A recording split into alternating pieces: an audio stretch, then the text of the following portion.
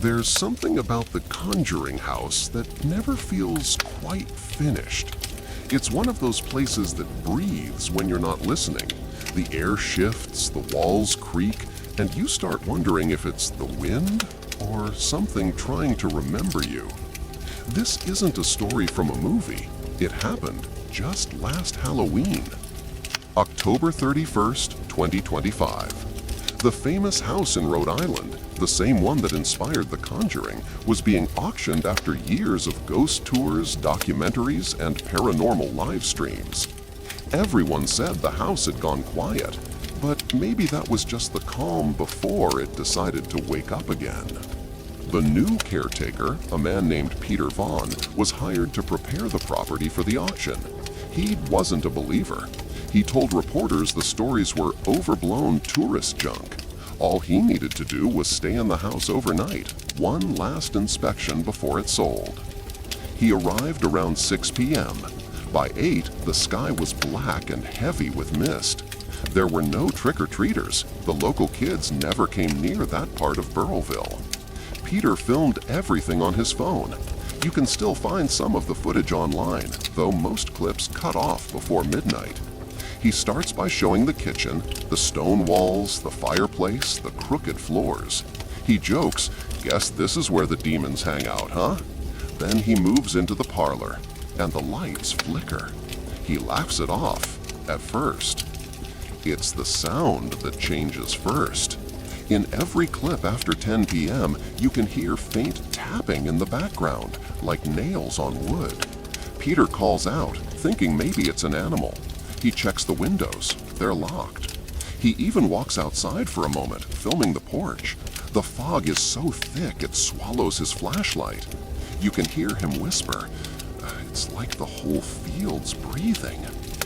Then something slams inside, a door. He runs back in, and the kitchen door that he left open is now shut tight. He turns the handle. It doesn't move. And from behind it, 3 knocks. Slow, precise, like something answering him. The lights cut out completely at 11:42 p.m. You can still hear Peter breathing hard, the sound of his shoes scraping against the floor. He whispers, "I can't see anything. Something's moving in the hall." A minute later, his flashlight comes back on, just enough to catch movement in the mirror near the staircase. Something white, a woman, standing behind him. He spins around, but no one's there. He pans the light again, and the figure is closer in the reflection, her face blurred like old film burning. Then the camera shakes. He starts backing away. He can hear him muttering to himself, "It's a trick. They're messing with me." But no one was there. The property was empty, and the motion sensors outside, according to the police report, never triggered once. The last timestamp on Peter's phone reads 12:03 a.m. Halloween night had officially turned to November 1st. In that video, he's sitting on the floor of the parlor, the flashlight lying beside him. You can hear faint humming, a woman's voice somewhere off camera. He says softly, "I think someone's in here with me." Then louder, desperate, "I'm leaving now. Whoever you are, you can have the house." The humming stops, and for a long, silent moment, you can only hear the wind. Then something whispers back, clear but broken. "You already did." The video cuts off there. When they found Peter's car the next morning, the keys were still in the ignition. His phone was inside the house, screen shattered, but Peter himself was gone. Police searched for days. Thermal drones, dogs, divers, nothing. No sign of forced entry, no footprints, no struggle. Just the words carved faintly into one of the old wooden beams in the cellar.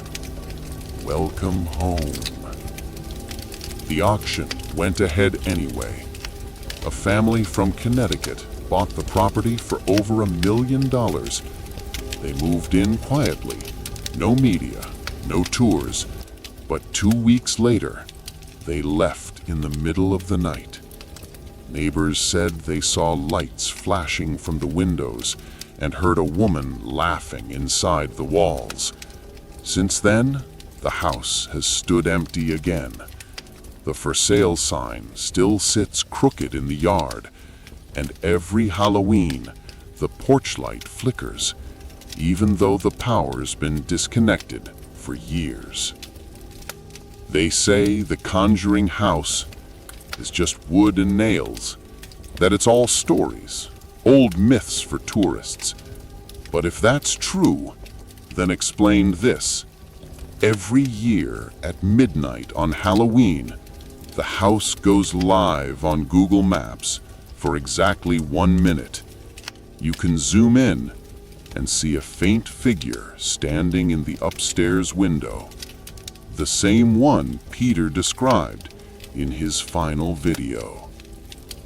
Maybe it's a glitch, maybe it's something else, but if you ever see the listing go up again, don't bid, don't visit, and whatever you do, don't go inside after dark. Then a faint whisper, "You already did."